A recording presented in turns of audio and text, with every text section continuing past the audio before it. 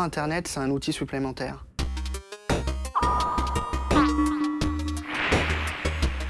C'est une sorte de catalyseur d'encontre finalement, parce que les gens peuvent se rencontrer à travers le monde de manière assez simple, à travers des applications ou des sites, quoi.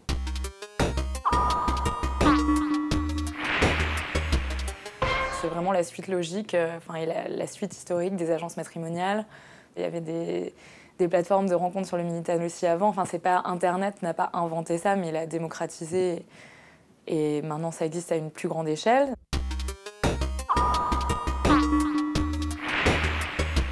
Je pense que ça a multiplié les rencontres, les amourettes, mais ça n'a pas changé fondamentalement les choses. Il y a toujours autant de personnes qui sont en couple et toujours autant de personnes qui sont célibataires.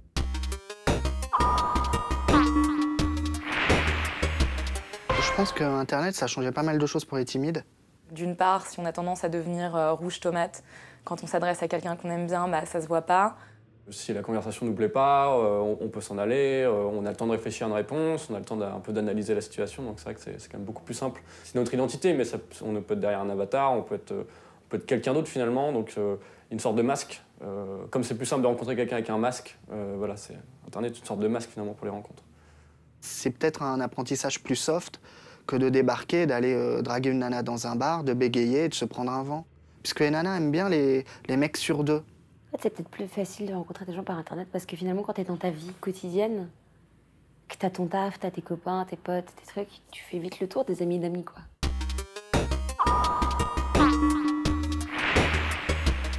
C'est vrai qu'on est tous généralement cantonnés à un petit milieu social, culturel, qui va dépendre de l'endroit où on habite, des gens qu'on fréquente, de l'emploi qu'on a.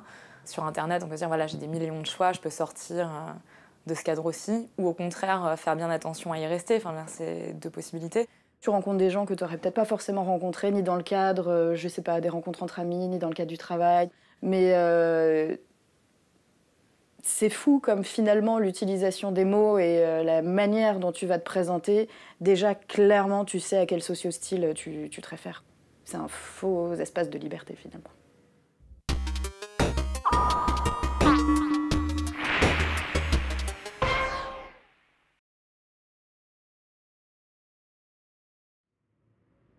Ça m'est arrivé de rencontrer des gens par Internet. Mais très récemment, en fait. Très récemment. Quand je te dis très récemment, c'est moins de 2 mois. Avant ça, ça m'était jamais arrivé et ça me dégoûtait. J'ai toujours eu cette démarche capitaliste d'en vouloir plus. Donc pour les sites de rencontres, en fait, ça me permet de faire encore plus de rencontres et accessoirement de coucher avec plus de filles. J'avais une image du bolos ou de la fille qui fait 250 kilos, qui est incapable de rencontrer des gens dans la vraie vie, qui du coup qui est obligée de se cacher derrière un écran pour avoir le droit d'être aimée, quoi. J'ai rencontré un mec sur Adopt un mec, je suis quand même restée 6 mois avec lui. J'ai rencontré des mecs sur Tinder, ça a duré un petit peu moins.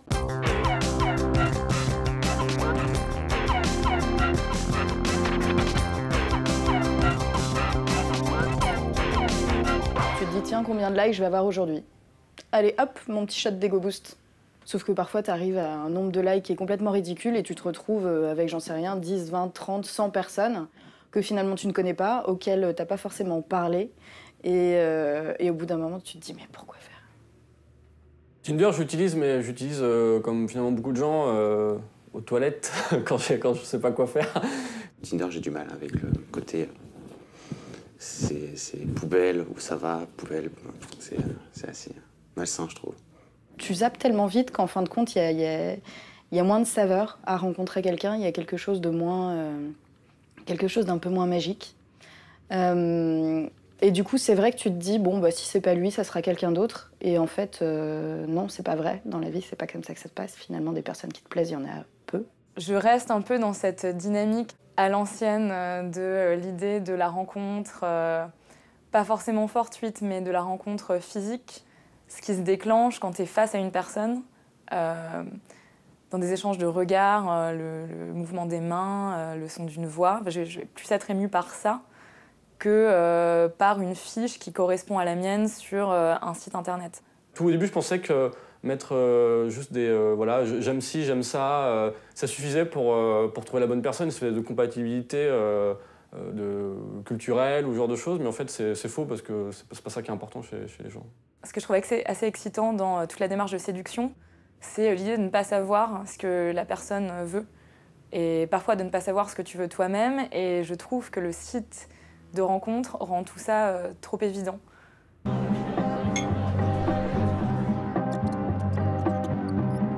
Les réseaux sociaux sont des sites de rencontre en eux-mêmes. Ça a été Facebook à la base, c'est un mec qui était mal dans sa peau et qui a fait un site de rencontre, quoi. Enfin, qui a fait un site pour réunir tous les étudiants de Harvard, Zuckerberg. Et oui, tout le monde l'a utilisé pour ça. Après, c'est pas la fonction première. Et je pense que les gens qui utilisent Facebook dans le seul but de faire de la rencontre sont très lourds et vite cramés, quoi. Mais disons, et Twitter, c'est un peu ça, mais c'est plus subtil. Et puis Facebook, il y a aussi la notion du like. Il y a une nana qui te plaît, tu vas liker ses statuts ou sa photo et tout. On comprend mieux la personne en face, puisqu'on peut lire sa timeline pendant des jours, des semaines, des mois. Elle peut se dire « Ah, lui, je l'intéresse ». Franchement, draguer sur Facebook, c'est vraiment un truc de bolos, hein, ou de collégien.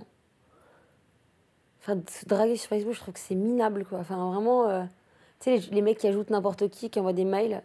On est tellement habitués maintenant à Facebook, ça apporte tellement une nouvelle facilité à la rencontre et au fait de se revoir.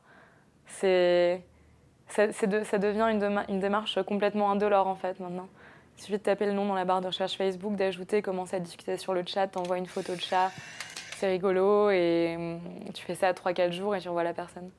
Donc il y a moins cette étape douloureuse de la demande du numéro de téléphone quand on avait des Nokia 3310. Il faut voir les réseaux sociaux et finalement la rencontre un peu comme une espèce de bar géant où avant les gens se rencontraient plus facilement dans un bar. C'est une sorte de bar géant où tout le monde est connecté, quoi. C'est ça en fait. Je sais pas, je trouve ça plus mignon d'avoir quelqu'un qui m'appelle, qui m'a demandé mon numéro de téléphone, qui m'appelle, que quelqu'un qui m'ajoute sur Facebook ou un message sur le chat. J'ai tendance à me dire que c'est plus de cran, quoi.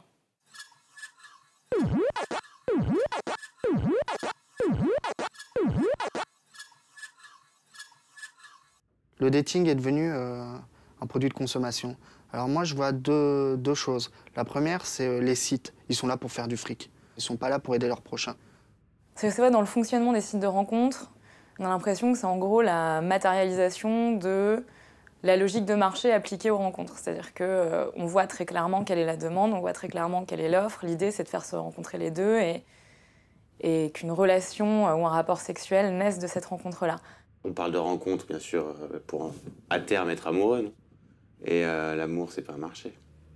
Il faut vraiment savoir se vendre.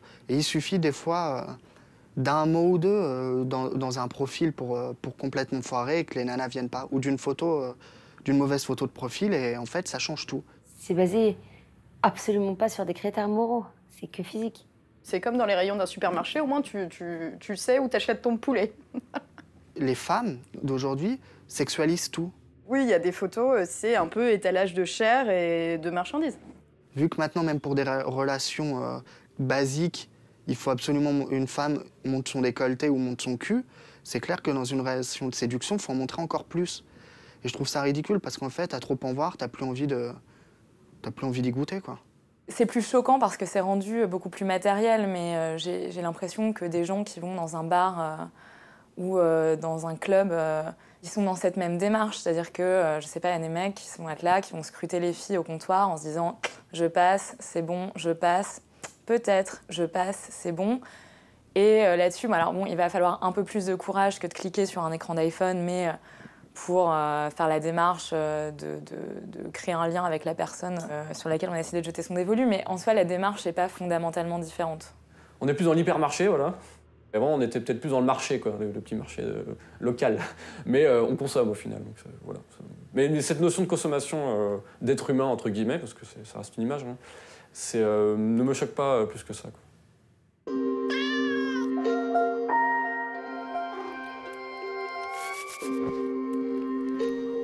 Ce qui se passe sur Internet, pour moi, c'est pas romantique.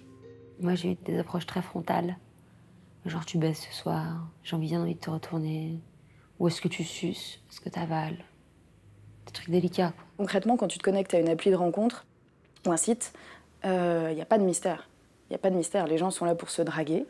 Ça dépend de quel romantisme on parle, mais le romantisme classique qui voudrait qu'une vraie rencontre, c'est un coup de foudre sur un quai de gare et que plus jamais on ne se quitte. Enfin, Je suis pas sûre que ça ait jamais existé d'une part, et ensuite la romance se construit pas uniquement sur la rencontre, ça se construit sur les premiers échanges aussi, sur les débuts d'une histoire, même si les balbutiements sont en ligne, je pense pas que ça tue le romantisme pour autant.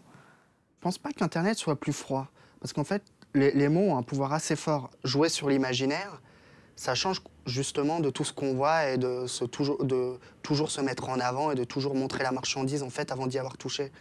Le fait de discuter avec quelqu'un longtemps à travers un réseau social ou un site de rencontre, oui, il y a un côté un peu, on s'envoie des lettres, ça permet de connaître l'autre, entre guillemets, être un peu moins dans la marchandise et peut-être plus dans la durée. On peut retrouver dans Internet ce qu'on retrouvait dans les échanges épistolaires des siècles précédents, en beaucoup plus rapide. Même si t'écris des pavés, c'est du tac au tac, quoi. Quand même toujours mieux de recevoir une lettre en papier, avec un peu de parfum. Je suis vraiment attaché à ce genre de choses, j'aime beaucoup. T'as pas la même réflexion quand t'écris sur un clavier. C'est matériel, le papier. Et j'ai l'impression que t'exprimeras mieux tes sentiments, tu seras beaucoup plus sincère sur papier. J'ai eu des relations textuelles passionnées, ouais. C'est l'écrit, quoi.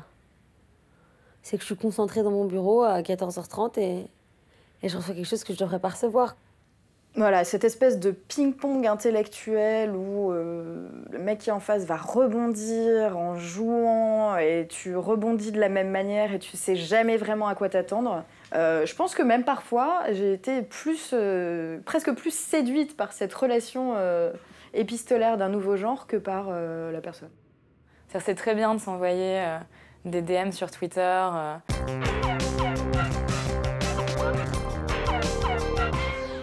Et de discuter sur Facebook. Mais bon, au bout d'un moment, c'est quand même cool de se voir et d'avoir un vrai échange. Parce qu'on peut être aussi très déçu par des gens qui font de très bons mots sur Facebook, Twitter, etc. Qui ont l'air d'être des gens pleins d'esprit. Et tu te retrouves en face d'eux et gros malaise. Enfin, où la personne se noie dans ses lacets, devient tout rouge. Tu commences à parler, il prend son iPhone... il sue, ça va pas du tout.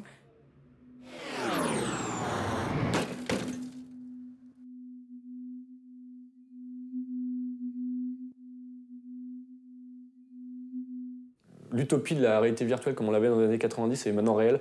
Donc je pense que les relations seront encore plus entre guillemets virtuelles à travers des avatars et surtout tous les sens pourront être à l'écoute. On sera vraiment dans l'immersion et on sera plus dans la projection. En fait. Avant, on projetait son autre sur un écran, et maintenant, on est dans l'écran. Donc du coup, il va y avoir une vie parallèle, une vraie vie virtuelle parallèle, qui, à mon avis, est aussi flippante qu'excitante. La réalité augmentée, les Google Glass le font, c'est rajouter des éléments au réel. Ça veut dire que tu rencontreras un partenaire dans un bar, et hop, si tu as des lunettes ou un accessoire comme ça, tu verras les informations défiler. Tu connaîtras son nom avant, tu verras une photo de profil, ses passions. Donc tu verras une nana en soirée, par exemple, tu la vois de loin, hop, ça apparaît, et tu vas la rencontrer alors. Il paraît que tu es fan d'équitation, ça tombe bien, moi aussi. Puis surtout, on va pouvoir avoir des relations sexuelles avec quelqu'un à distance, ce qui est déjà quasiment le cas. C'est quasiment possible, technologiquement parlant, et que ça soit pas juste soit physiquement intéressant. Pour ce qui est de la réalité augmentée, il y aura peut-être moins d'effets de surprise, mais il y a toujours quelques irréductibles. À mon avis, on pourra toujours choisir les informations qu'on laisse et jouer avec ça. Ma peur sur la fin de l'humanité, c'est de se dire que finalement, le monde virtuel, enfin ce monde virtuel-là, est plus intéressant que l'autre vie. Et rester finalement bloqué là-dedans et ne pas avoir de se dire pourquoi je retournerai dans ma pauvre petite vie. Si, peut-être rencontrer quelqu'un qui habite dans l'espace, quoi, mais... Je sais pas, non. Je vois pas... 90% du temps, tu rencontreras quand même quelqu'un sur ton lieu de travail. Je me dis que l'application du futur, dans ton smartphone, en fait, comme tu es déjà géolocalisé, que de toute façon, il peut récupérer tes contacts Facebook et les gens qui likent. En fait, il va te conseiller d'aller. En fait, il va juste profiter de là où tu vas d'habitude pour te faire rencontrer les bonnes personnes. Parce que de toute façon, il aura tout aspiré de leur mouvement aussi. T'imposes un rendez-vous peut-être, je sais pas, en fonction de ton profil, tu rentres plein d'informations, groupe sanguin, tout ça. Du coup, en fait, l'appli, elle sera même plus palpable, en fait. Elle sera complètement impalpable et tu ne sauras même plus qu'en fait, on t'a aidé à rencontrer quelqu'un. J'imagine que les applications vont continuer à se développer. Mais je sais pas, j'ai l'impression qu'on est arrivé vraiment au bout de la logique de consommation pure avec des applis comme Tinder, par exemple. Donc c'est extrêmement rapide, c'est extrêmement efficace. Je vois pas comment on pourrait faire plus rapide, plus efficace. Dans les prochaines années, je pense que vu que les femmes ont le pouvoir sur ces sites-là, puisque sans elles, ils n'existent pas, il faudrait vraiment leur donner le pouvoir absolu, c'est-à-dire un peu plus respecter l'autre pour pouvoir lui parler, quoi. Est-ce que le renouveau du marketing des rencontres en ligne, ça va pas justement être orienté vers le romantisme qui n'existe plus après 10 ans de marketing forcené sur vous allez avoir un maximum de choix, ce sera très simple. Est-ce que ça va pas plutôt être orienté vers ces grandes romances perdues? Voilà, je serais pas étonnée qu'il y ait une sorte d'instrumentalisation marketing de ce truc.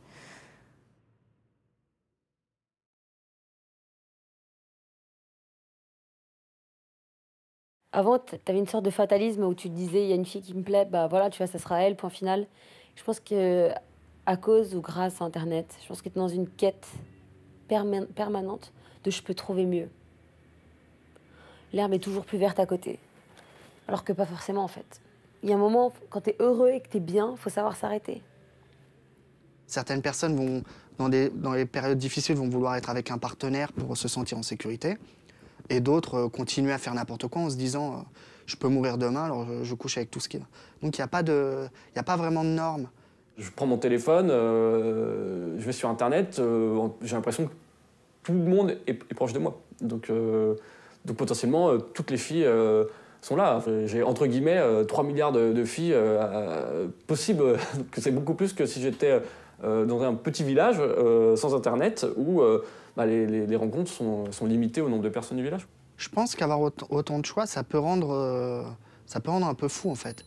Mais quand tu sais pas exactement ce que tu veux.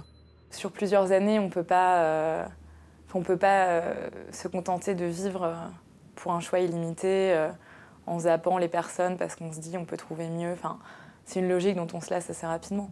Après, on fait partie d'une génération qui veut absolument être épanouie.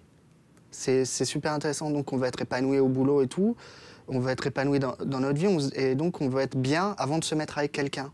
On se sent bien très exigeant, on cherche peut-être finalement un truc qui n'est pas une forme d'absolu, qui est fait de la recherche de soi-même à travers l'autre. Et ça, c'est aussi problématique parce que ça ne marche pas. Ce qui change, c'est qu'à force de vouloir à tout prix matcher, rencontrer, continuer à parler. Et, en fait, ça enlève beaucoup de saveur parce que c'est comme pour tout. Si tu manges 100 macarons tous les jours, tu vas plus apprécier le jour où tu vas en manger un avec ton thé. Et c'est celui-là qui sera bien. J'imagine que ça passe. Enfin, c'est des travers qui passent avec l'âge et les expériences. Ce qu'on doit chercher, c'est la complémentarité, c'est pas la compatibilité en fait. Il faut que ça soit comme ça et pas comme ça. Ça marche pas. Ça marche. Et ça, c'est difficile. Et ça, on peut pas le trouver parce que c'est la bonne personne, c'est l'alchimie. Et donc l'alchimie, par essence, ça n'existe pas. C'est un but. On tend vers ça, mais c'est très difficile. On peut pas l'atteindre en fait.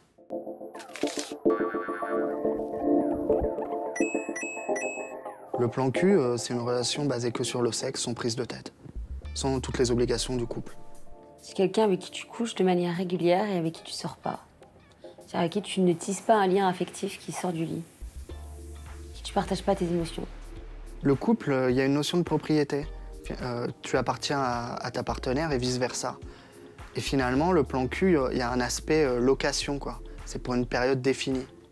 À distinguer du plan d'un soir, distinction que je ferais, un plan cul, c'est, je dirais, une personne qu'on voit régulièrement pour avoir des rapports sexuels, mais pas que pour ça. Enfin, je le vois pas comme une relation purement utilitaire de « tiens, j'en peux plus, j'appelle machin, j'y vais », quoi. Il y a un truc qui m'a toujours fait marrer, c'est ces mecs qui sont en couple et en gros qui vont baiser leur nana en missionnaire, c'est tout, et qui vont avoir une maîtresse pour faire des trucs plus sales, plus funky. C'est-à-dire que tu vas faire quelque chose de super intime avec quelqu'un et pas avec celle que t'aimes de peur de la souiller ou vice-versa. C'est très étrange. Moi, je comprends pas. Moi, ce que je fais à mes plans cul au machin, c'est toujours dans le respect. Ce sera la même chose que ce que j'ai fait avec mes petites amies. Ma future femme. Je peux pas présenter mes amis. Ça, pour moi, c'est ça l'intimité. Présenter mes amis proches, partager des moments Nutella. C'est hors de question, je ferais jamais ça avec un plan cul. Mon plan cul, c'est une fille que j'apprécie beaucoup, que je trouve intéressante, enfin qui pourrait être ma copine. Mais je sais pas, il y a quelque chose qui fait que ça ne l'est pas. C'est toujours mieux de coucher sans préservatif. Donc si t'es avec un plan cul et que chacun va avoir de son côté, il y aura toujours un préservatif. Ce sera vraiment intime, mais paradoxalement, il y aura toujours ce petit bout de plastique qui sera là pour te montrer que ça va pas au bout de l'intimité, qu'il n'y a pas la confiance totale. On n'est pas binaire, c'est pas oui, non, on est fait de subtilité, donc un plan cul peut devenir un plan cul régulier, peut se transformer en ce que les Anglais appellent un fuck friend, c'est un ami avec qui tu fais du sexe, mais ça reste qu'un ami, mais bon après ça peut dériver, puisque forcément, à force d'entrer dans l'intimité de l'autre, il peut se créer autre chose, quoi. Il y a aussi des plans cul officiels, ça c'est incroyable, enfin, mais ça existe, c'est-à-dire des personnes, tu te dis, ah c'est le plan cul de machin, enfin, genre tout le monde le sait. Ça viendrait à l'idée de personne d'aller draguer ce mec parce qu'on sait que son plan cul officiel est dans la place. Enfin, ça devient compliqué. Je pense pas que ce soit hypocrite, c'est bien qu'il y ait des variantes et faut que les gens s'y retrouvent tant qu'ils sont heureux et que ça fonctionne. Toute une question de, je sais pas, de savoir-vivre, de politesse, de respect de l'autre. Voilà, il faut pas que ça... Comme dans toute relation, il ne faut pas mettre mal à l'aise l'autre, il ne faut pas que ça crée des problèmes. Voilà. Donc après, je pense pas qu'il y a des règles très définies là-dedans. Chacun fait un peu ce qu'il veut.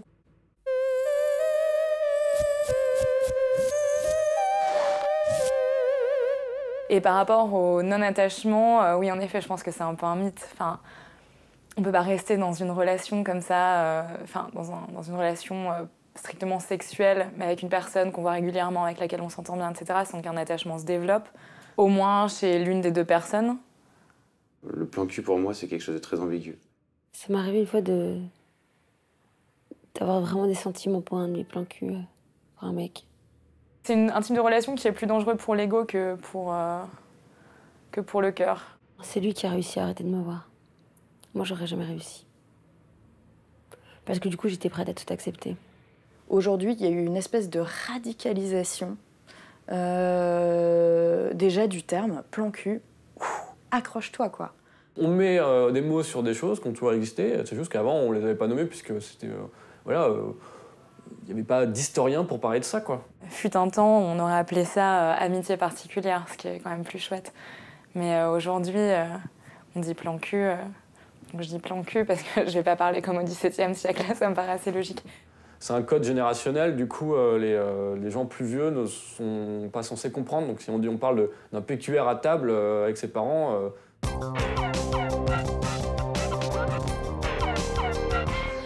ça fera rire le frère ou la sœur ou le cousin, mais mes parents ne vont pas comprendre, quoi. C'est dégueulasse. Ouais, c'est sale. C'est très réducteur. C'est pas très élégant, mais ça va avec la relation qui, en tant que telle, n'est pas d'une élégance folle non plus, quoi. C'est vraiment froid, il n'y a pas... Parce que même si c'est une relation basée sur le sexe, il y a quand même un rapport... Enfin, on est quand même dans l'intimité, il y a quand même un respect entre les deux personnes, et là, c'est plus... je trouve qu'il y a cette notion de, je sais pas, plan, de monnayer ou d'aller aux putes à la rigueur. Bah, ça sonne bien parce qu'il y a 2 syllabes, plan cul. Voilà. Il faut partir d'un principe que les mots qui marchent, les buzzwords et compagnie, marchent souvent parce qu'ils sonnent bien. Et c'est extrêmement important de le noter et pas chercher un peu d'autres origines que bah ouais, ça sonne bien donc on a envie de le dire. Un selfie par exemple, bon, pourquoi le selfie est le mot de l'année c'est parce que c'est simple à dire.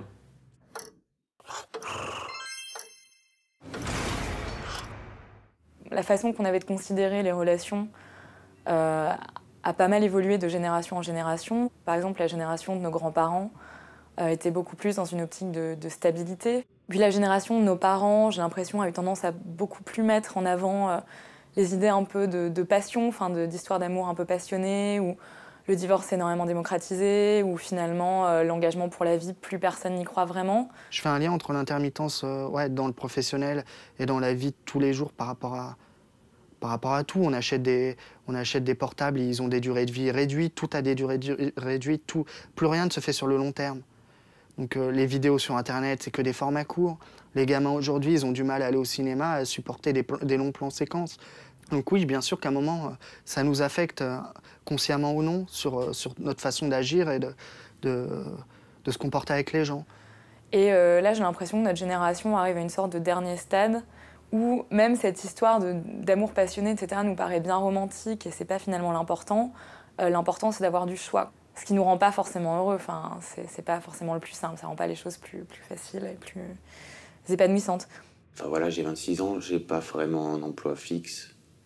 Je vais pas m'engager dans quelque chose avec quelqu'un, mais j'ai quand même pas non plus envie de rester seul. Il y a 30 ans, 40 ans, à 26 ans, c'était dur de pas avoir d'emploi fixe, de ne pas avoir un projet de carrière. Il fallait vraiment être à la marge de la société. Donc forcément, on peut faire une famille, penser plutôt à ce genre de choses. Ouais, je pense que c'est très lié aussi au fait qu'on soit une génération devenue assez mobile, avec des études beaucoup plus longues, l'indépendance arrive un peu plus tard. Et bon, si on peut être tranquille et seul pour affronter ça, c'est cool, quoi.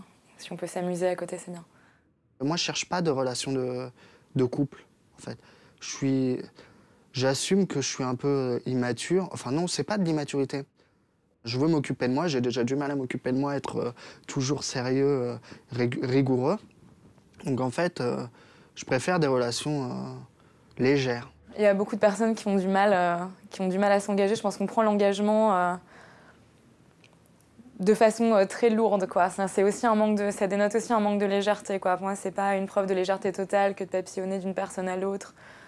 C'est aussi une grosse crainte de ce que signifie l'engagement. J'ai l'impression qu'on a la sensation qu'on va finir emmuré dans une relation morne et que la seule voie qui nous attend, c'est finir dans un pavillon avec 2 enfants et un chien. Et... En fait, les gens peut-être se posent trop de questions. Tu vois, se disent... Oui, mais si je m'engage avec elle, ça va faire ça, puis ça, puis ça. Je pense que c'est aussi pour ça que beaucoup de gens ont peur de s'engager. Ils sont trop torturés, quoi. C'est passé en gros, la fin de l'adolescence, où finalement, quand tu rentres de soirée avec quelqu'un, que tu l'embrasses, que tu le revois le lendemain, que tu as des rapports sexuels avec une personne, la question ne se posait pas forcément, enfin, c'était immédiatement, on appelait nos potes, on disait « ouais, j'ai un copain, c'est génial ». Enfin, il n'y avait pas tellement besoin de le dire, c'était une sorte d'évidence. Je sens juste une espèce de fracture de cette fin de vingtaine, de gens un peu fragilisés par des premières histoires pas toujours faciles. Après, je sais pas, deuxième période, plutôt entre, 22, 23 et 26 ans, où il y a une sorte de flou, où en fait, on peut voir régulièrement quelqu'un bien s'entendre avec, coucher avec, et en même temps ne jamais mettre de mots sur ce que c'est, et ne jamais se sentir engagé vis-à-vis de cette personne. Ça fait qu'il y a cette espèce de période de flottement où on a l'impression que personne ne veut vraiment y aller, quoi. Enfin, que tout le monde a envie d'essayer un peu de nouvelles choses, tout le monde est tenté par de nouvelles rencontres. Je ne sais pas si notre génération a plus peur ou est juste tout simplement plus tentée, a plus de possibilités en fait de rencontres qu'avant. Ce qui fait qu'avant de dire que c'est la bonne personne, on peut se permettre de tester entre guillemets d'autres gens, donc de finalement ne pas s'engager. Que ça se concrétise par une génération zapping, oui un peu. Mais je pense que ça n'empêche quand même pas de vouloir tisser des liens qui sont profonds et qui vont être importants. Et ça n'empêche pas non plus de se projeter. On a l'impression qu'en fait c'est illimité, surtout dans les grandes villes, et puis grâce à Internet, qu'on va pouvoir trouver peut-être la bonne personne. Mais je trouve ça finalement assez intéressant, puisque c'est peut-être une forme de romantisme. Chercher l'absolu. Le non-engagement est peut-être finalement témoigne peut-être d'une recherche d'absolu, puisqu'on cherche vraiment la bonne personne. En tout cas, moi, je me retrouve là-dedans.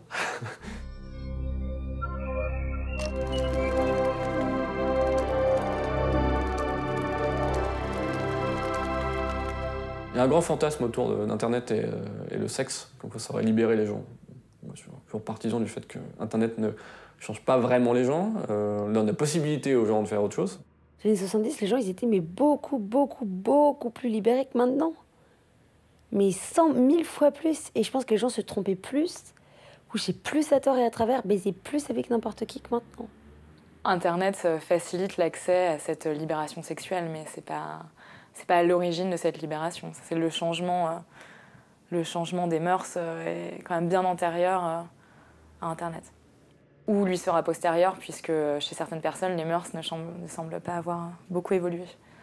Il y a un paradoxe pour moi actuellement dans notre société, c'est qu'on est tous habitués au code, à la sursexualisation, on connaît tous les codes du porno. Et d'un autre côté, on redevient vraiment prude. C'est-à-dire qu'il y a tout ce qui est société de consommation qui nous vend du cul et qui veut nous faire dépenser des dollars et des dollars, et une société en crise qui essaie finalement de revenir en arrière, quoi. De revenir d'être peut-être un peu plus réactionnaire. Comme en Espagne, quand il y a eu les lois, ils ont voulu annuler l'avortement. Je ne pense pas que ça soit une explosion du libertinage. Je pense qu'il y a une plus grande curiosité, parce qu'il y a un accès à l'information. Mais quelqu'un qui n'a pas... Internet ne force pas les gens à devenir libertins, par exemple. Maintenant, on peut assumer plus d'avoir un plan cul, dire c'est pas sérieux, c'est pas grave. Je suis une nana, j'ai 32 ans, je suis avec un mec de 25 ans, par exemple. Non, c'est juste comme ça et tout, je l'assume. Au niveau du porno, c'est vrai, c'est quand même beaucoup plus simple. Les gens en parlent beaucoup plus facilement. C'est pas du tout un tabou aujourd'hui. Dans le champ académique, par exemple, il y a tout le développement des porn studies qui sont très intéressants. Je pense qu'il y a un rapport au corps différent, surtout chez les plus jeunes. L'exhibition est un peu plus acceptée, entre guillemets. Mais j'ai pas l'impression que, même si on est abreuvé de porno et qu'on est toute une génération à avoir grandi avec, dans le cadre intime, je vois pas... pour moi, le porno n'a rien inventé. Pareil.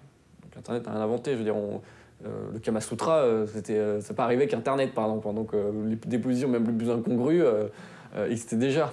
Le porno n'a jamais influencé mes pratiques sexuelles, dans le sens où j'ai vu un mec un peu brutal pilonner une nana et je suis pas arrivé, j'ai pas fait ça à une fille. Parce que le porno, c'est pas faire l'amour. Après, peut-être que ça m'a donné des idées sur certaines positions un peu farfelues. Mais après, il faut placer quand tu es sur le terrain, c'est pas la même chose. Il y a moins de pression religieuse, puisqu'on voit ce qui est possible de faire, et puis il y a moins de religion, un peu moins dans la société. Mais c'est pas une libération. Il n'y a pas un avant et un après, je pense. Voilà.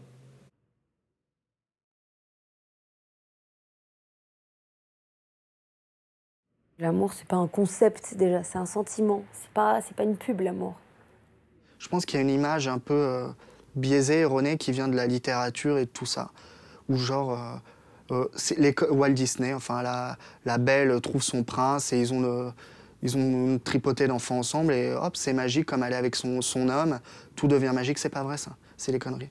C'est-à-dire que se dire qu'on va tout miser là-dessus et que ça va être le pilier principal de notre vie, comme on te le vend, mais à toutes les sauces, dans les pubs, au ciné, sur Internet, partout, et ben en fait, non. J'ai toujours cru que l'amour, c'était une sorte de démarrage. C'est-à-dire que ça commence sur des chapeaux de roue, mais comme tout, ça se pratique, c'est comme le sport, c'est comme tout, ça doit être régulier. Les piliers, ils sont ailleurs. L'amour, c'est ta petite dose de paillettes qui fait que tout le reste des piliers va briller un peu plus et va être un peu plus effervescent. Mais en soi, toi, tu as déjà tout ce qu'il faut pour être heureux, quoi. Et puis, il y a plein d'amour. Là, on parle de relations amoureuses, mais après, tu as l'amitié, qui n'est pas une sous-catégorie de l'amour, qui est hyper importante. Tu as l'amour que tu portes à ta famille, à tes amis, et même à ce que tu fais dans la vie, donc l'amour que tu te portes à toi-même. Moi, j'ai toujours considéré que l'amour, tu savais que tu étais amoureux quand tu avais mal à la place de l'autre. C'est quand tu tiens tellement à quelqu'un qu'en fait, ça t'importe autant que ton bien-être. En fait. Tu le mets sur un même pied d'égalité, voire plus. Est-ce qu'on peut aimer une personne toute une vie? Bah écoute, je sais pas, rappelle-moi d'ici rappelle-moi d'ici 50 ans et je te dirai ça. Ah ouais, ça j'en suis sûre. Ça veut pas dire qu'on reste avec la personne toute sa vie, mais on peut même aimer plusieurs personnes toute sa vie. Mais après, il faut commencer tard à s'aimer. Par contre, il faut accepter que ça soit pas forcément de la même manière tout au long de cette vie. Si tu commences à 20 ans, c'est un peu perpète, quoi. C'est un peu long. D'où l'infidélité et tout ça. Tu vois, il y a quand même un truc qui m'inspire quand on se dit, tiens, on va avoir des enfants ensemble. Je pense que c'est quelqu'un avec qui tu te dis, cette personne, je l'aimerai toute ma vie. Et même si on se sépare, en tout cas, j'ai assez confiance en elle et je l'aime assez pour me dire que ça sera de toute façon une bonne mère pour mes enfants ou un bon père pour mes enfants. Et il y a du coup quelque chose de beau, un peu, qui se passe. Il faut des enfants, je pense, c'est important. Il faut des voyages. Il faut des périodes où on n'est pas tout le temps ensemble. Il faut beaucoup de confiance. Pas de jalousie. C'est quand même beaucoup d'ingrédients.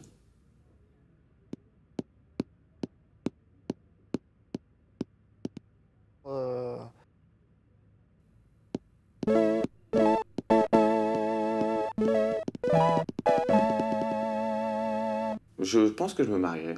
Au départ, il y a 5 ans, tu m'aurais posé la question, j'aurais dit, hors de question, c'est la merde.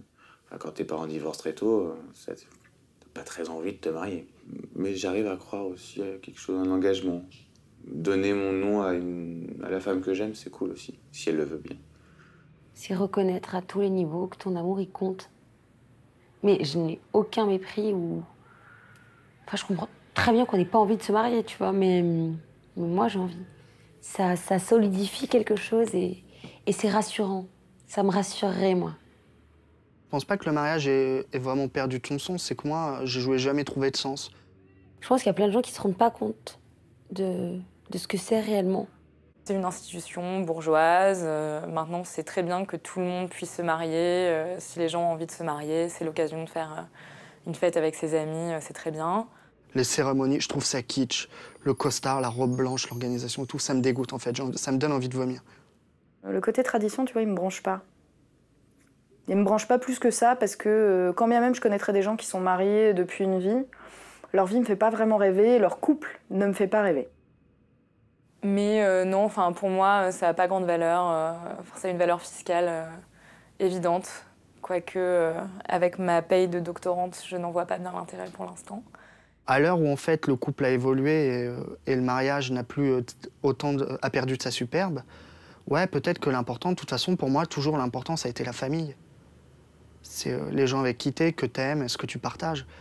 La paternité, oui, si t'as des enfants et tout, c'est fort. C'est plus fort qu'un bout de papier.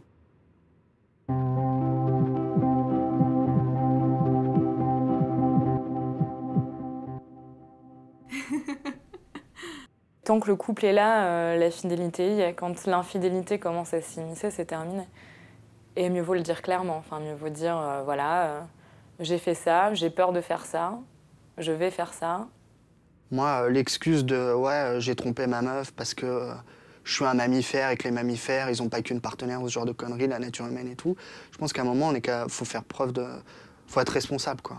C'est pas quelque chose que je prends très à la légère. C'est pour moi un manque de respect extrêmement prononcé. Et quand on a été avec quelqu'un, quand on a partagé sa vie avec quelqu'un, ne serait-ce que quelques mois, c'est le minimum de respect qu'on peut avoir, c'est de pas faire ça, quoi. Tromper ton partenaire et aller pleurer en lui disant « je t'ai trompé », ça, pour moi, c'est lâche. Si tu trompes ton partenaire, tu vas pas lui dire tu prends tes responsabilités, dans le mal comme dans le bien, tu vois. C'est ça, être adulte.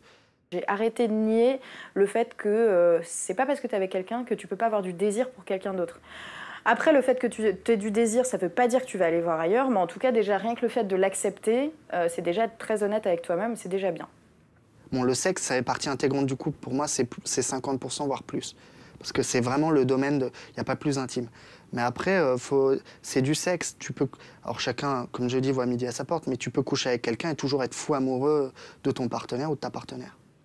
T'imagines, dis donc, que ça met une sacrée pression sur les épaules, quoi. Si tu arrives à combler tous les désirs, qu'ils soient physiques, intellectuels, j'en sais rien, tous les besoins qu'a une personne, je me dis, chapeau, je dois vraiment être quelqu'un de super. J'en doute, donc je ne doute pas une seule seconde que la personne qui partage ma vie à un moment donné ait d'autres envies. Après, des gens qui passent, pourquoi pas. Des gens qui restent et qui cohabitent du coup avec toi.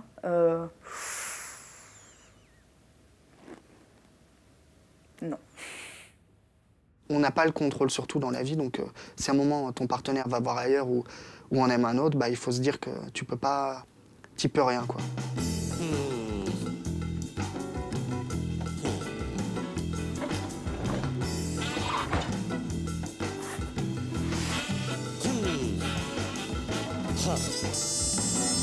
Il y a tout un système qui permet d'avoir une relation parallèle grâce à Internet. Internet, ça permet au renard de jamais chasser à côté de son terrier. Un vrai mec infidèle, il trompe pas sa femme avec des collègues de bureau. Trop facile, trop repérable, trop difficile à justifier. Trompe sa femme avec des nanas qui rencontrent sur Internet. En tout cas, quelqu'un qui a envie d'être infidèle, c'est probablement plus simple de passer par des sites de rencontres. D'ailleurs, il y a des sites de rencontres spécialisés dans l'infidélité, du type Gliden.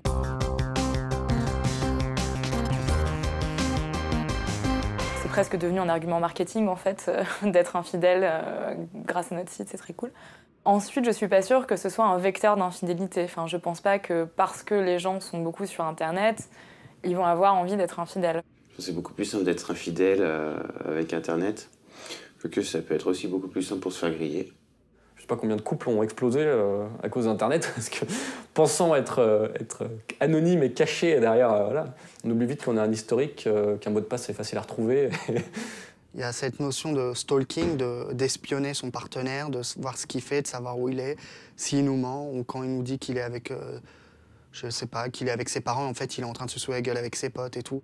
On perd encore plus, je trouve, la vie privée. Je veux dire, parce qu'un couple, c'est deux personnes ensemble, mais c'est aussi chacun son jardin secret. Les réseaux sociaux n'ont pas amené que du bonheur là-dessus. Hein, parce que si la personne veut être infidèle, peut l'être, mais il y a toute une démarche à faire pour pas se faire cramer, quoi. Et il y a toute une autre démarche à avoir pour essayer de connaître la vérité. Parce que quand on a un doute, généralement, ça suffit pas de regarder l'autre dans les yeux et lui dire « alors, est-ce que tu me trompes ?» Parce qu'on peut très bien mentir. Après, les réseaux sociaux, eux ne mentent pas. Ça peut être un peu malsain, ça peut rendre difficile, par exemple, des ruptures amoureuses. Quand on rompt avec quelqu'un ou qu'une histoire ne marche pas, ça peut être perturbant de voir la tête de cette personne quand on se lève le matin, qu'on boit un café sur son fil d'actualité Facebook et de voir cette personne qui tape un pouce avec une bière et une personne à côté, alors que tu viens de te réveiller les yeux gonflés et au bord de la dépression. C'est un peu dur. Puis t'interprètes tout, quoi.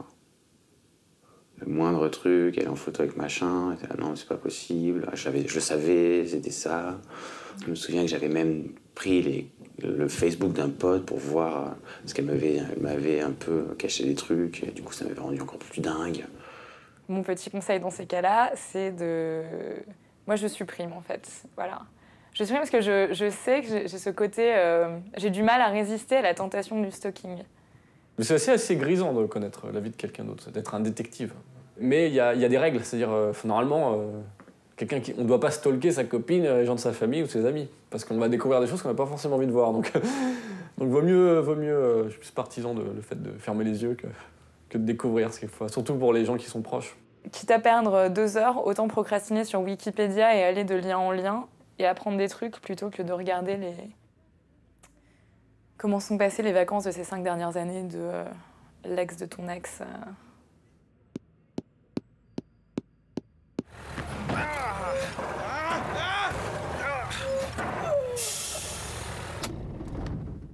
À l'approche de la trentaine, est-ce qu'on ressent plus de pression? Les gens ne te le font pas ressentir en te disant voilà, t'as pas encore d'enfant, t'es pas marié, t'es pas en couple sérieusement. Mais quand on te demande ton âge, maintenant, on me dit ah, t'as personne. Tu sens que les gens se disent comme si moi la question je me la posais pas en plus. Enfin, comme si moi c'était pas une situation qui me faisait déjà assez chier. J'ai pas besoin que Chantal et Jean-Jacques se disent oh, la pauvre elle est toute seule. Hein. Ça va pas être facile. Hein. C'est des petites réflexions, quoi. Par exemple, quand tu vas à un dîner ou dans un bar, tu rejoins des potes, la plupart sont avec leurs copains et leurs copines. Toi, t'arrives, t'es seule, t'es un peu la personne qui est censée raconter tes bonnes histoires du mois dernier, quoi. Genre, alors, qu'est-ce qui t'est arrivé? Bah ouais, je suis encore tombée sur mon 3 gros losers, bon, c'est pas grave. Puis il y a eu ça et ça. Bon, c'est cool, tu vois, tu les fais marrer, mais t'as un peu ce côté... pas bête de foire, mais la personne encore un peu immature, qui n'a pas compris que la vraie vie, c'était le couple bien stable. Les gens avec qui je garde contact qui sont à Lille, du coup, bon, ils sont quand même souvent mariés, ils ont déjà eu leur premier enfant, parfois le deuxième est en route. Je pense que là, je sentirais un peu plus la pression. Ici, à Paris, tu te sens pas spécialement... non, tu te sens pas spécialement ovni parce que t'es célibataire à 30 ans, quoi. J'ai été étonnée d'avoir une amie qui m'a dit, il y a quelques jours, une amie donc, qui a 27 ans, qui s'est séparée de son copain il y a quelques temps, qui l'a dit à ses parents, et l'un de ses parents lui a dit bah, il va pas falloir tarder parce que t'as déjà 27 ans quand même. Mais pas une blague, hein, enfin, sérieux. Et j'ai trouvé ça étonnant. Plus tu vieillis, plus on se demande. Plus les autres se demandent. Alors, encore ça, j'ai que 25 ans. Mais si à 30 ans, je suis célibataire, je pense que je ne le vivrai pas du tout de la même manière. Et je pense que socialement, ça n'aura pas du tout le même impact. Alors, dépasser 30 ans, c'est le bouquet. Hein. On peut se mettre une pression tout seul par rapport à ça en se disant je n'avance pas dans la vie, mon Dieu, c'est horrible. J'ai pas envie de finir seul. Mais j'ai pas envie de finir mal accompagné. Pas comme mon père, par exemple. Oui, j'aimerais bien me marier à 30 ans et avoir un enfant à 32, c'est clair. Mais c'est pas écrit tout ça. Pour moi, quand on dit trouver sa moitié, en fait, j'y crois pas une seule seconde, quoi. C'est, y a pas, je suis pas une demi-pièce ou je suis pas une pièce manquante. Donc, je me sens pas de pression. J'ai 29 ans, je suis célibataire et ça me va bien. Mon combat, c'est d'être heureux. Et si je peux le partager avec quelqu'un, je le fais, voilà. Disons que la question de solitude, pour moi, elle se pose pas en termes de « je ne vais pas partager ma vie avec un homme ».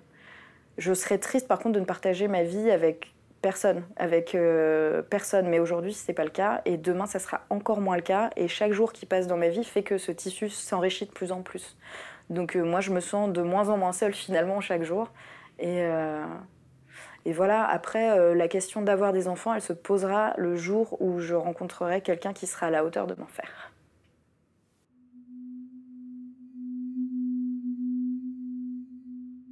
Vu le succès des sites de rencontres ou d'émissions telles que L'amour est dans le pré, quand même première émission de France à mon grand dame, mais toujours est-il, je pense que les gens sont quand même très intéressés par effectivement trouver l'amour. Ouais. Je pense qu'on se posait finalement les mêmes questions il y a 2000 ans, quoi. Peut-être il y a moins de témoignages là-dessus, mais où il y a peut-être 10 000 ans, hein, je sais pas. Il suffit de regarder la littérature. Je pense que ça dépend vraiment de ton milieu social. C'est des questions universelles et que même en Afrique ou en Asie, les gens se posent les questions. Tout le monde cherche l'amour, tout le monde cherche à plaire, à séduire. Après, en fonction des lieux, des grandes villes ou des petites, c'est pas la même problématique. Un mec qui habite en Normandie et qui élève 5000 vaches, il en aurait juste à rien à foutre de se demander si oui ou non l'amour, enfin tu vois. Sur cette dimension-là du choix et de l'indécision, et de la difficulté à avoir tant de personnes comme ça à notre portée, je pense en effet que c'est parisiano-parisien, lyonno-lyonnais, enfin voilà, c'est vraiment les grandes villes. Quelqu'un du fin fond de la Dordogne ou du Limousin, non, je pense qu'il peut totalement s'interroger sur les évolutions du couple aussi. Enfin, ça me paraît assez normal, la société évolue partout. Mais je le mettrai pas dans la case bobo, parce que ça veut rien dire, ni hipster, ni intellectuel. Je pense que c'est juste, voilà, un raisonnement de gens qui ont un peu du temps aussi pour penser à ça, pour s'interroger sur la société. Je ferai la distinction entre le questionnement personnel, qui à mon avis existe chez tout le monde, et la capacité, la possibilité d'exercer un vrai choix, quoi. Ça va très vite, donc je pense pas qu'on ait le temps de se poser la question non plus, quoi. On s'adapte.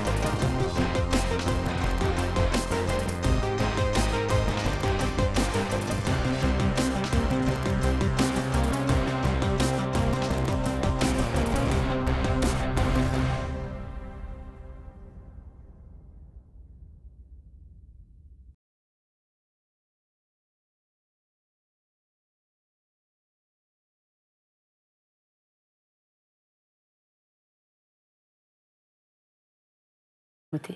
J'ai toujours eu cette démarche capitaliste d'en vouloir plus. Donc pour les sites de rencontres, en fait, ça me permet de faire encore plus de rencontres et accessoirement de coucher avec plus de filles. J'avais une image du bolos ou de la fille qui fait 250 kilos, qui est incapable de rencontrer des gens dans la vraie vie, qui du coup qui est obligée de se cacher derrière un écran pour avoir le droit d'être aimée, quoi. J'ai rencontré un mec sur Adopte un mec, je suis quand même restée 6 mois avec lui. J'ai rencontré des mecs sur Tinder, ça a duré un petit peu moins.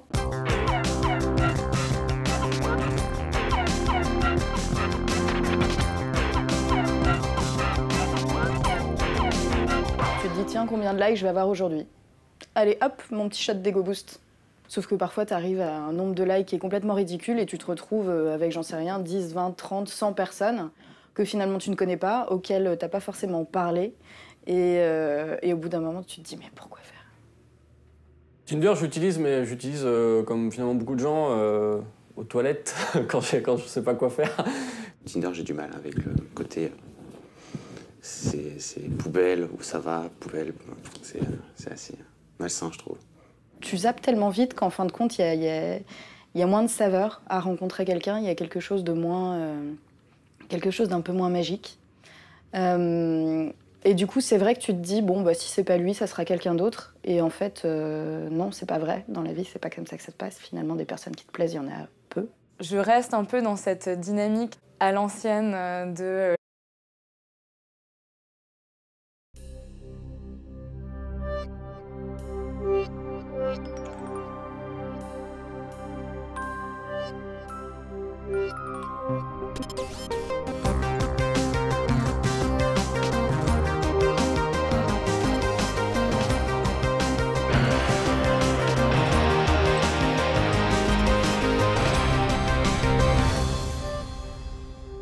Pour moi, Internet, c'est un outil supplémentaire.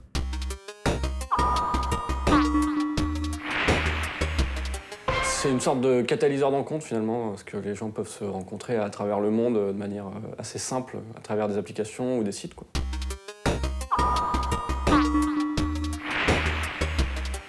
C'est vraiment la suite logique, et la suite historique des agences matrimoniales. Il y avait des plateformes de rencontres sur le Minitel aussi avant. Enfin, c'est pas Internet n'a pas inventé ça, mais il a démocratisé. Et maintenant, ça existe à une plus grande échelle.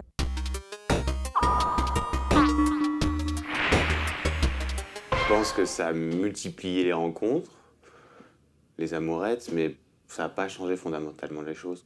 Il y a toujours autant de personnes qui sont en couple, il y a toujours autant de personnes qui sont célibataires.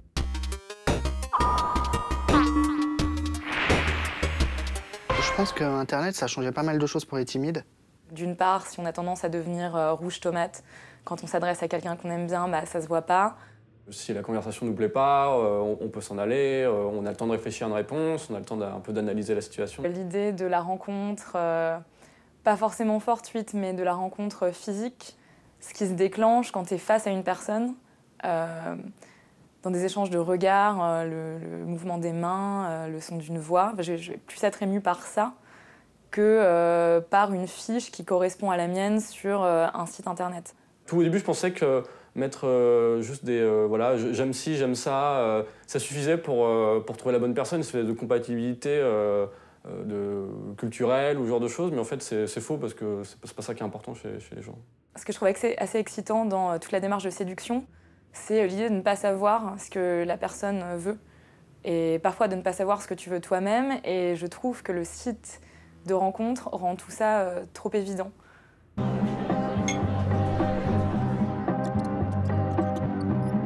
Les réseaux sociaux sont des sites de rencontres en eux-mêmes. Ça a été Facebook à la base, c'est un mec qui était mal dans sa peau et qui a fait un site de rencontre, quoi. Enfin, qui a fait un site pour réunir tous les étudiants de Harvard, Zuckerberg. Et oui, tout le monde l'a utilisé pour ça. Après, c'est pas la fonction première. Et je pense que les gens qui utilisent Facebook dans le seul but de faire de la rencontre sont très lourds et vite cramés, quoi. Mais disons, et Twitter, c'est un peu ça, mais c'est plus subtil. Et puis Facebook, il y a aussi la notion du like. Il y a une nana qui te plaît, tu vas liker ses statuts ou sa photo et tout. On comprend mieux la personne en face, puisqu'on peut lire sa timeline pendant des jours, des semaines, des mois. Elle peut se dire « Ah, lui, je l'intéresse ». Franchement, draguer sur Facebook. Donc c'est vrai que c'est quand même beaucoup plus simple. C'est notre identité, mais on peut être derrière un avatar, on peut peut être quelqu'un d'autre finalement, donc une sorte de masque. Comme c'est plus simple de rencontrer quelqu'un avec un masque, voilà, Internet est une sorte de masque finalement pour les rencontres. C'est peut-être un apprentissage plus soft que de débarquer, d'aller draguer une nana dans un bar, de bégayer et de se prendre un vent. Puisque les nanas aiment bien les mecs sur deux. En fait, c'est peut-être plus facile de rencontrer des gens par Internet parce que finalement, quand t'es dans ta vie quotidienne, que t'as ton taf, t'as tes copains, tes potes, tes trucs, tu fais vite le tour des amis d'amis, quoi.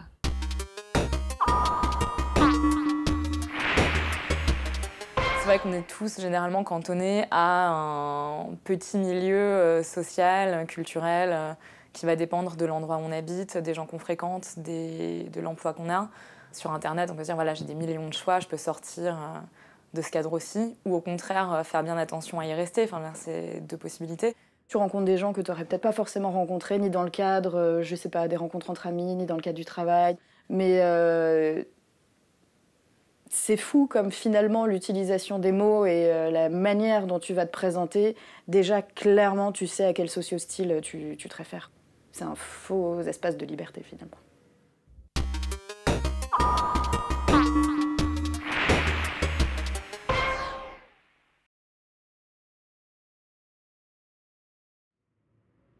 Ça m'est arrivé de rencontrer des gens par Internet. Mais très récemment, en fait. Très récemment. Quand je te dis très récemment, c'est moins de 2 mois. Avant ça, ça m'était jamais arrivé, ça me dégoûte. C'est vraiment un truc de bolos, hein, ou de collégien. Enfin, de se draguer sur Facebook, je trouve que c'est minable, quoi. Enfin, vraiment, tu sais, les mecs qui ajoutent n'importe qui envoient des mails. On est tellement habitués maintenant à Facebook, ça apporte tellement une nouvelle facilité à la rencontre et au fait de se revoir. Ça devient une démarche complètement indolore, en fait, maintenant. Il suffit de taper le nom dans la barre de recherche Facebook, d'ajouter, commencer à discuter sur le chat, t'envoies une photo de chat, c'est rigolo, et tu fais ça 3-4 jours et tu revois la personne. Donc il y a moins cette étape douloureuse de la demande du numéro de téléphone quand on avait des Nokia 3310. Il faut voir les réseaux sociaux et finalement la rencontre un peu comme une espèce de bar géant où avant les gens se rencontraient plus facilement dans un bar. C'est une sorte de bar géant où tout le monde est connecté, quoi. C'est ça en fait. Je sais pas, je trouve ça plus mignon d'avoir quelqu'un qui m'appelle, qui m'a demandé mon numéro de téléphone, qui m'appelle, que quelqu'un qui m'ajoute sur Facebook ou un message sur le chat. J'ai tendance à me dire que c'est plus de cran, quoi.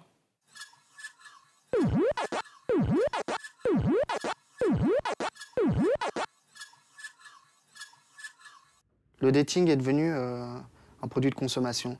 Alors moi, je vois deux choses. La première, c'est les sites. Ils sont là pour faire du fric. Ils sont pas là pour aider leurs prochains. C'est vrai, dans le fonctionnement des sites de rencontres, on a l'impression que c'est en gros la matérialisation de la logique de marché appliquée aux rencontres. C'est-à-dire qu'on voit très clairement quelle est la demande, on voit très clairement quelle est l'offre. L'idée, c'est de faire se rencontrer les deux et